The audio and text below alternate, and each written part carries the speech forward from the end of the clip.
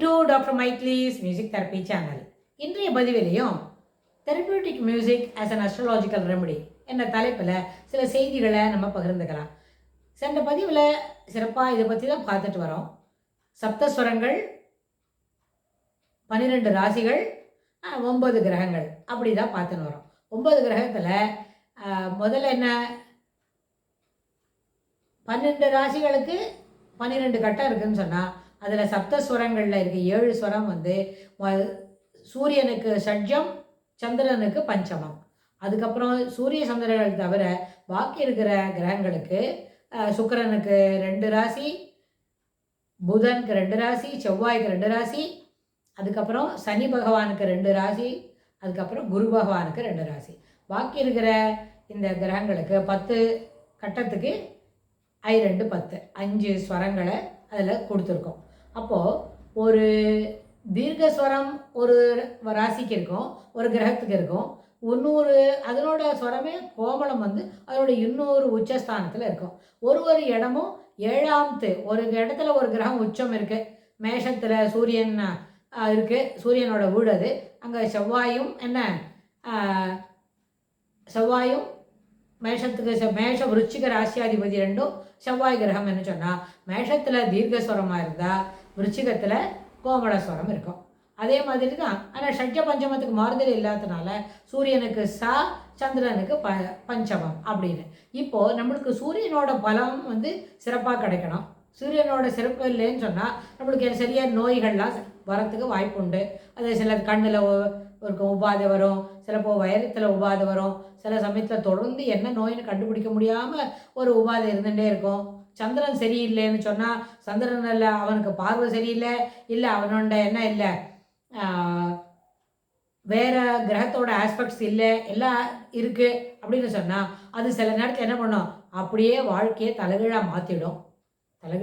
மொத்தம் அப்படியே கவுத்துடும். சில சமயத்தில் ஜலத்தில் கண்டம் இருக்குது, நீ ஜாகிரதையாக இருக்கணும், ஜலம் ஃபுல்லாக இருக்கிறச்சே அந்த மாதிரி இடத்துக்கு போகக்கூடாது அப்படின்னு சொல்லி தருவாங்க. அப்புறம் வந்து அதே மாதிரி விருச்சிகத்தில் இருக்குதுன்னு சொன்னால் விருச்சிகத்தில் சில கிரகத்தில் என்ன, துலாத்தில் சூரியன் நீச்சல் அப்படின்னு சொன்னால் அந்த இடத்துல என்ன பண்ண முடியாது, அங்கே இருக்கிற சூரியன் அந்த இடத்துக்கு வரும்போது சரியான பலனை தராது. இப்படியெல்லாம் நம்ம சிலதெல்லாம் பார்த்துக்க முடியும். ஜோதிஷ சாஸ்திரம்ன்றது பெரிய சமுத்திரம். அதில் வந்து அது நிச்சயமான ஒரு சயின்ஸு. அந்தந்த கிரகத்தோட ஃப்ரீக்வன்சி, அது இருக்கிற நட்சத்திர காலோட ஃப்ரீக்வன்சி அதெல்லாம் சேர்த்து பார்க்கும்போது அது ரொம்ப பெரிய விஷயம். அது நேரடி கிளாஸ் எடுத்தால் ஒரு வாரத்துக்கு தொடர்ந்து ஒரு நாளைக்கு 6 மணி நேரம் 4 மணி நேரம் போல் தொடர்ந்து பாடம் எடுத்துன்னு இருக்க முடியும். அப்படி எடுத்து சொன்ன பிறகு கூட இன்னும் சிலதெல்லாம் சொல்லவே இல்லையே, இந்த டாக்டர் வெறுமே சொல்லிட்டு போயிட்டாங்களே, அப்படியே ரொம்ப நுனிப்பொருள் மெஞ்சிட்டாங்க, she hasn't gone in depth to it அப்படின்னு சொல்கிற அளவுக்கு அதில் செய்திகள் இருக்கு. அதனால் இப்போ ஒரு இடத்துல ஒரு ராசியில் ஒரு கிரகம் சூரியன் வந்து துலாத்தில் நீச்சம் அப்படின்னு சொல்லி தெரிஞ்சின்றமான அந்த நீச்சத்தை சரி பண்ணுறதுக்காக வேண்டி நீச்சம் வந்து நார்மலைஸ் பண்ணணும், இல்லை நியூட்ரலைஸ் பண்ணணும் அப்படின்னா அதுக்கு தகுந்த மாதிரி அது துலா கிரகத்தில் இருக்கிறதுக்கு சுக்கிரனோட அதிபதி தான் துலாம். அப்போ வந்து ரிஷபம், துலாம் அந்த 2 ராசிக்கும் அதிபதியாக இருக்கிற சுக்கிரனுக்கு என்ன ஸ்வரம் அப்படின்றத பார்த்துட்டு அந்த ஸ்வரத்தை என்ன பண்ணணும், அது தீர்க்கமாக அடிக்கடி வரக்கூடிய ஒரு ரகமோ இல்லை ஞாசஸ்வரமாவோ கம்பீரஸ்வரமாவோ அந்த அப்புறம் என்ன செய்யணும், அதுலேயே நின்று ஆலாபனை பண்ணக்கூடியதாகவோ இருக்கக்கூடிய ரகங்களை வாசித்து அதை கேட்டாக்க அந்த துலாத்தில் சூரியன் நீச்சம்னு சொல்கிறோமே அதனால் கிடைக்கக்கூடிய ஒரு நெகட்டிவ் ஆஸ்பெக்ட்ஸ் இருக்கும். சிலப்போ ரொம்ப நீச்சமாக இருந்தால் அவனை பலப்படுத்தணும் அப்படின்னா அது மாதிரி இருக்கிற நேரத்தில் நம்ம என்ன செய்ய முடியும், அந்த ராகங்களுக்கு இருக்கக்கூடிய இயல்பை நம்ம வந்து நல்ல அழுத்தம் திருத்தமாக சிறப்பாக வாசித்து அதை வந்து நம்ம சமாளிக்க முடியும், மிட்டிகேட் பண்ண முடியும் ஓரளவுக்கு. ஆனால் இது அஸ்ட்ராலஜின்றது ஒரு பெரிய சயின்ஸாக இருக்கிறதுனால அந்த சயின்ஸில் என்ன பண்ண முடியாது, பரிகாரம் பண்ணலாம், இங்கெல்லாம் போகலாம் அங்கே போகலாம் அதெல்லாம் போட்டு குறைப்படுத்தி விடலாம் அப்படின்னு நம்ம குறைவை வந்து சரிப்படுத்தலாம் அப்படின்னு சொல்கிறதெல்லாம் ஒன்லி ஃபார் த கமர்ஷியல் ஆஸ்பெக்ட்ஸில் கமர்ஷியல் பெர்ஸ்பெக்டிவில் யோசிக்கிற விஷயம். ஆனால் அது என்ன செய்யணும்னு கேட்டால் இதுபோல் நம்ம முயற்சி செய்யும்பொழுது அந்த முயற்சியை நம்மளால் சமாளிக்க முடியும். இந்த முயற்சியை நம்ம we can overcome that. அதாவது வாழ்க்கையில் எது வந்தாலும் அந்த பயணம், வாழ்க்கை என்ற பயணத்தில் எது வந்தாலும் அந்த பயணத்தில் வரக்கூடிய நிகழ்வுகள், வரக்கூடிய நெளிவு சுழிகள் இல்லைன்னா கரடுமுரடான பாதை எல்லாவற்றையும் ஒரே மனப்பான்மையோடு அதை ஏற்றுக்கொள்ள வேண்டும். அப்பொழுதுதான் அந்த வாழ்க்கை என்பது வாழ்ந்தது போல் ஆகும். வாழ்க்கை எங்கெல்லாம் பிளாக் வருதோ அதெல்லாம் அதுக்கு ஏதான ஒரு சரி பண்ணி அங்கே ஒரு பரிகாரம் பண்ணணும், இல்லை அங்கே ஒரு இடத்த மாற்றணும் அப்படின்னு சொன்னால் there is no end to it. ஏன்னா வாழ்வுன்றது எல்லாருக்கும் ஒரே போல தான். ஆனால் அதில் சில வாழ்க்கை 60 வயசு, சில வாழ்க்கை 80 வயசு, சில வாழ்க்கை 94 வயசு அப்படியே போகும். அப்படி போகும்போது எந்த நேரத்தில் நமக்கு வாழ்வில் என்ன கிடைக்கணுமோ அது நிச்சயமாக கிடைச்சிடும். அதுலேருந்து you cannot escape from that. Whether it is acceptable one or little bit troublesome, whatever it is, அது எதாக இருந்தாலும் என்ன கிடைக்கிறதோ அதை மனமும் ஏற்று நடத்துகிறது சிறப்பு. அது பொது கருத்து, பொது விதி, அதில் எந்த மாற்றமும் இல்லை. எல்லாரும் அதை என்ன பண்ண, you should adhere to it, அப்படி இருக்கணும்.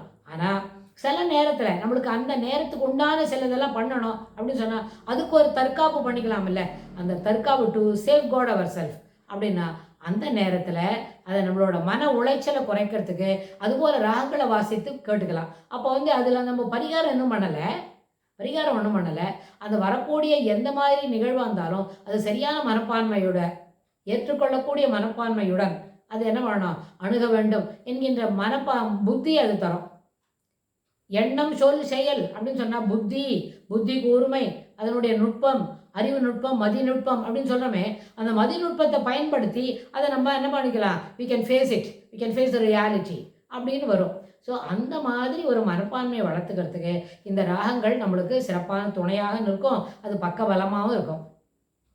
அதனால் அப்புறம் இதில் இன்னொன்று கூட ஒரு சின்ன பாயிண்ட்டை நம்மளை சேர்த்துக்கலாம். அப்படின்னா ஒரு கிரகமும் அந்த ராசியில் இருக்கும் பொழுது அது 1, 4, 7, 10 அந்த இடத்துலலாம் வரும்பொழுது அது என்ன ஒரு கார்னரில் இருக்குதுன்னு அர்த்தம்.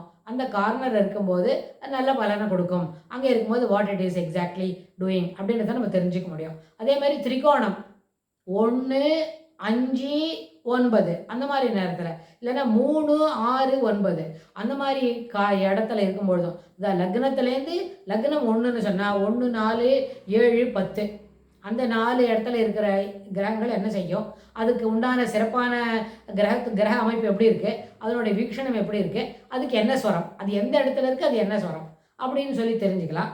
அதுக்கு உண்டான இருக்கிற ராகங்களை வாசித்துக்கலாம், இல்லை வாசித்து கேட்கலாம், நம்மளே பாடலாம், பாடி வாசித்து மகிழலாம். இது எல்லாமே சரியாகும். அதே மாதிரி திரிகோணம்னு சொல்லுவாங்க.